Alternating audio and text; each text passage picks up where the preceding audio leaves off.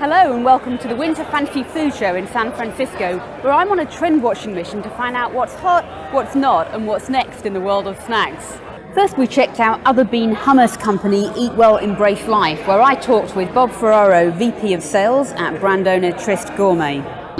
Well, I think in general in the States that a lot of consumers are becoming aware of the benefits, the health benefits of hummus and in general beans, legumes.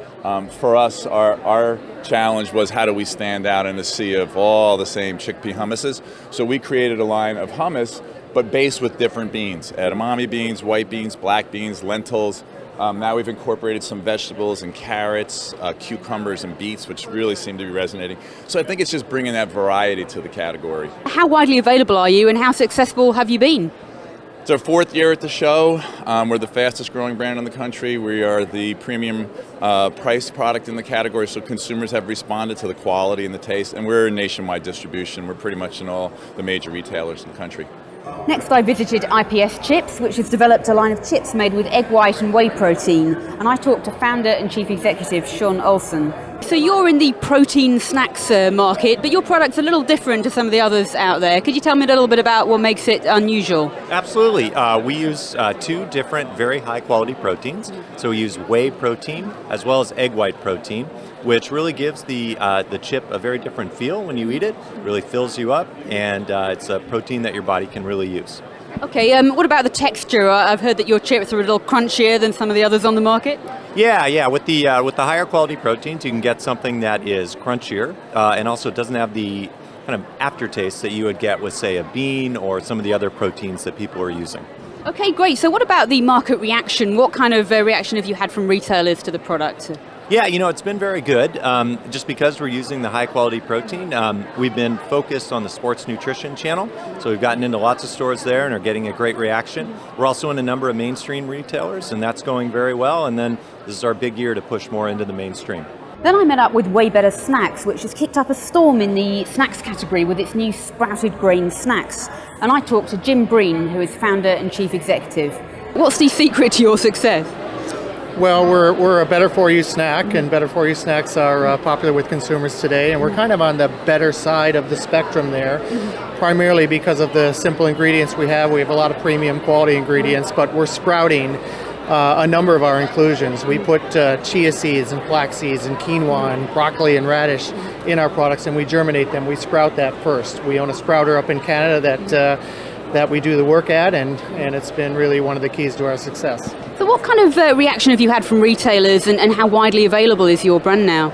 Well, the product is available across the country. We've got pretty good distribution. We launched about 3 years ago, so we're in a majority of well-known retailers right now. The consumer response has been really terrific, right out of the boxes, as you noted. Consumers are looking for better. Way Better delivers that. And we're really positioned well to continue to support the needs and the wants of these consumers today. Next, I visited the Crave Jerky booth, where I talked with John Sebastiani, who is founder and chief executive. Jerky used to be the kind of leathery stuff you'd get at the gas station, whereas your brand seems to be more like a kind of a fine wine or an artisan chocolate. So what are you doing differently? Well, the first thing we're trying to do is actually make it taste good, which is, compared to what was previously produced, a major step forward. But really the essence of what Crave is trying to do is reintroduce jerky as a healthy snack.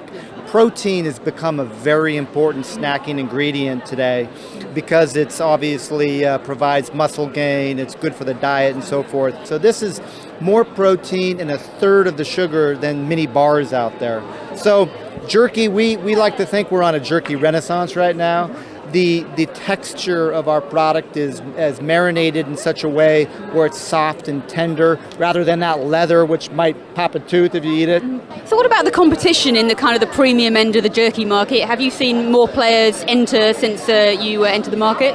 Absolutely, and which we think is a great thing. It's the belief that the rising tide lifts all boats. So there are new brands that are also promoting this healthy snacking with jerky. And the existing bigger brands have pivoted a little bit and introduced better for you, taking out sodium nitrates, taking out high fructose corn syrup. So it's really, again, a category growth. And what's incredible is the category now over the last couple of years is growing at 25-30%. Incredible. Next, I visited the Snacks 101 booth where I talked with Jeff Price, who is partner in the business, about his baked popcorn. How do you stand out on the shelf in such a crowded market? Well, obviously our product is baked, so right away that differentiates us from the entire market. Because of the baking process, we're able to eliminate the hulls. They pretty much disintegrate in your mouth. You won't get popcorn stuck in your teeth or in your throat, so we have a lot of differentiating characteristics that have enabled us to gain market share pretty quickly. Okay, so talking about your market share, can you give us a sense of how long you've been on the market, what kind of reception you've had, and how widely available your product is? There's a lot of interest throughout the market from a lot of big box retailers. I did a demo at one of the Fairway stores and I was literally mobbed like a rock star and sold 5 cases in less than 20 minutes. So people are responding to the product. Well, that's fantastic. Thank you so much for joining us and good luck with the product going forward. Thank you so much. And finally, I visited the booth of Sexy Pop, where I met with Chief Executive and founder Robert Ehrlich. Now, if there's one brand that knows a thing or two about how to stand out on shelf, it is Sexy Pop, which was developed by Robert Ehrlich, who founded Pirate's Booty. Now, the popcorn category is pretty crowded, so how do you stand out on shelf with Sexy Pop? Well, Sexy Pop is about empowerment and confidence. And obviously with Pirate's Booty, my 30 years of experience have taught me how to cut through all of the traffic that's out there, if you will. How has the market received your product? How widely available is it at the moment, for example? We're global. We make in the US, London, and in Seoul, South Korea.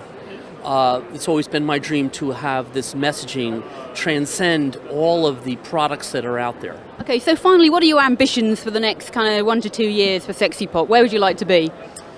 We are going to be the next iconic brand, as Pirate's Booty is, a household name in that people will attach themselves to this. And it's about empowerment, letting yourself go and your individuals.